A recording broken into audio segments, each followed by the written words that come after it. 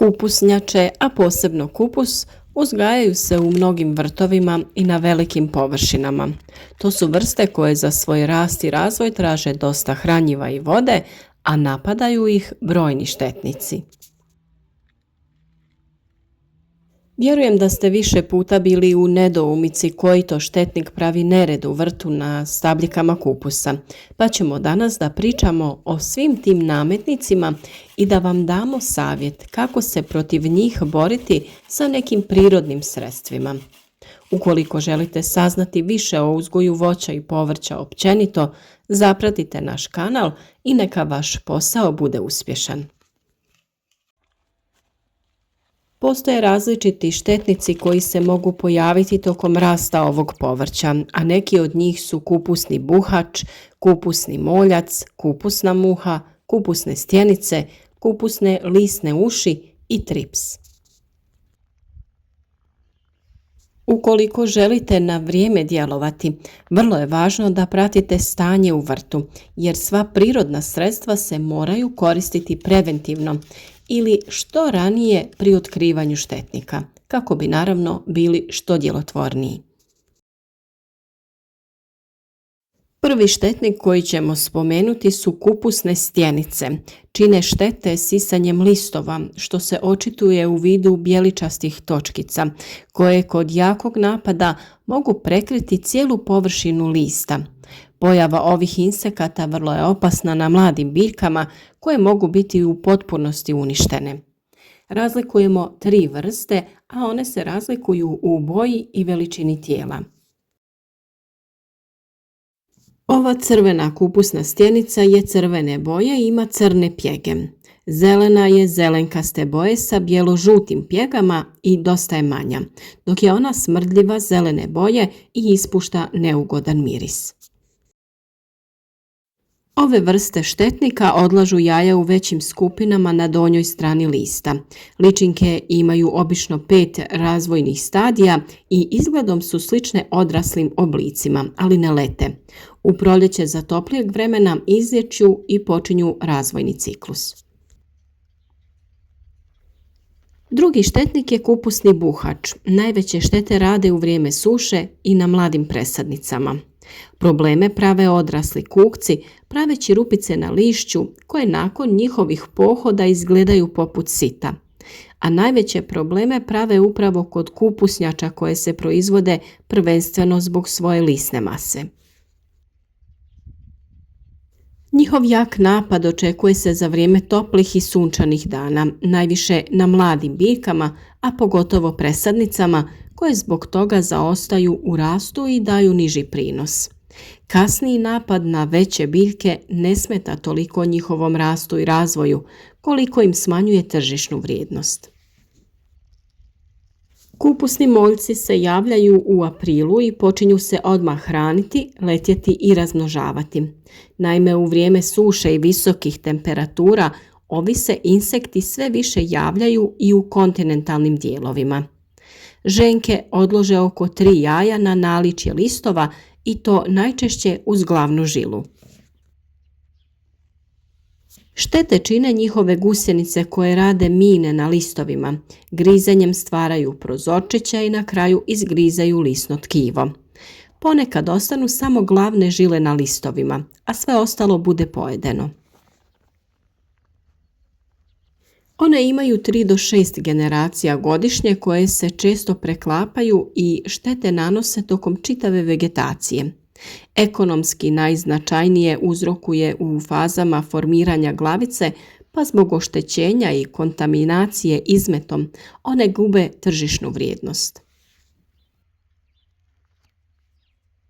Kupusna muha smatra se jednim od najopasnijih štetnika kupusa, cvjetače i kelja, a javlja se čim temperatura tla poraste na 12 stepeni.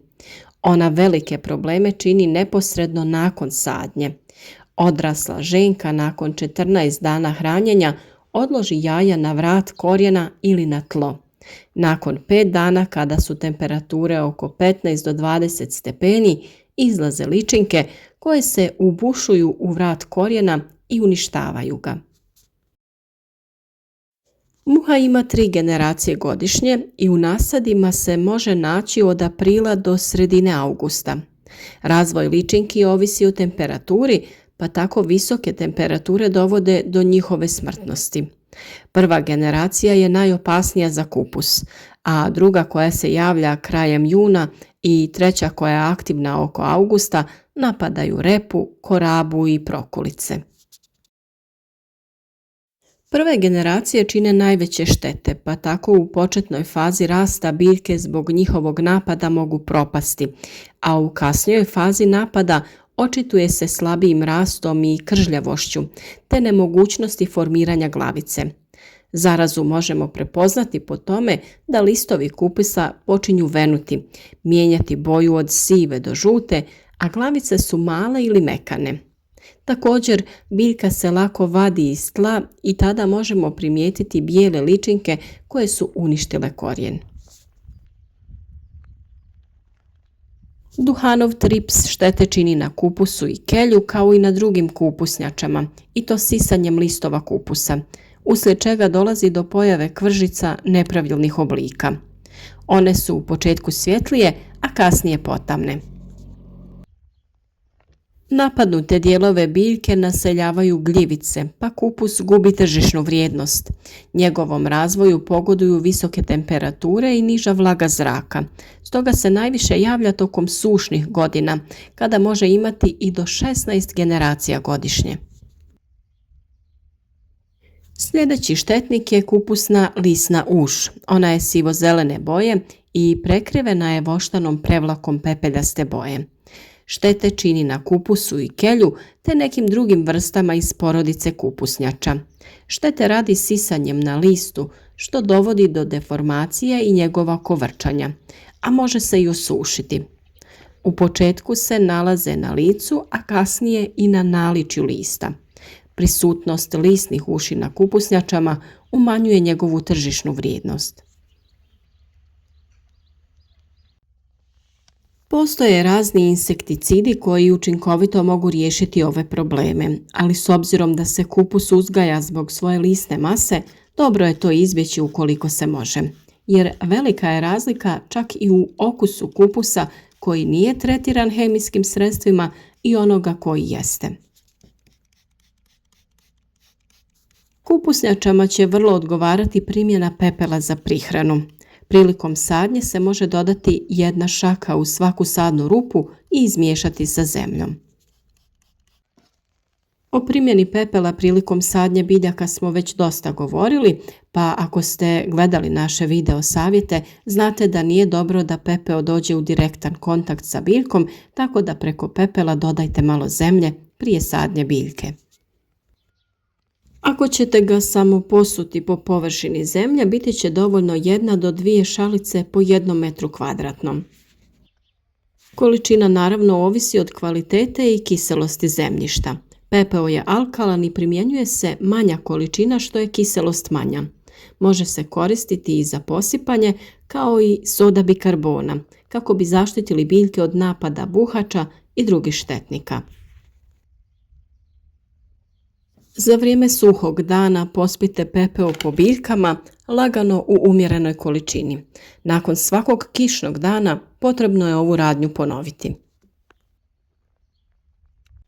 Pepeo također možemo koristiti na način da ćemo ga rastopiti u vodi. Na 2 litre vode dodajte 100 grama pepela drveta. Ostavite da stoji tako 2 do 3 sata. Pepeo se slegne na dno posude, pa treba lagano procijediti da nam ne bi oštetila se prskalica prilikom rada.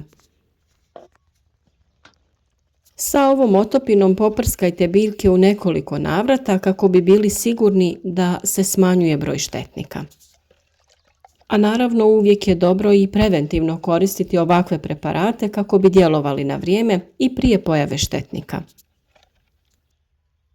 Mi često znamo reći da je dobro nahranjena i uhranjena biljka i zdrava i otporna biljka. Tako je važno da su sve biljke dobile dovoljno prihrane. Hranjivo od kvasca pripremamo tako što 10 grama suhog kvasca i nešto malo šećera stavimo u posudu zapremine 3 litre te prelijemo toplom vodom i pomiješamo. Smjesu ostavimo da fermentira neko vrijeme, a nakon toga 250 ml tog fermentiranog kvasca dodajemo u 10 litara vode te koristimo za zalijevanje zemlje gdje je posađen kupus. Također možemo napraviti i insekticid od maslačka i on je odličan u suzbijanju štetnika. Za pripremu ovog insekticida potrebno vam je 500 grama svježih listova i korijena maslačka koje je potrebno samljeti u stroju za meso ili usitniti. Tu mješavinu prelijte sa 10 litara vode i dobro izmješajte. Procijeđenoj tekućini dodaje se 1 kašika tekućeg eko sapuna i onda je spremno za primjenu. Koristi se za razne bube i muhe koje napadaju kupus. Još jedan koristan insekticid može se napraviti od češnjaka i listova paradajza. Za primjenu efikasnog insekticida trebati će nam 1 šalica češnjaka i 1 šalica zaperaka od paradajza koje sameljemo i prelijemo sa 10 litara vode. Sve dobro pomiješamo, procijedimo i dodamo 1 žlicu tekućeg eko sapuna prije primjene. Koristi se protiv gusjenica i drugih štetnih insekata.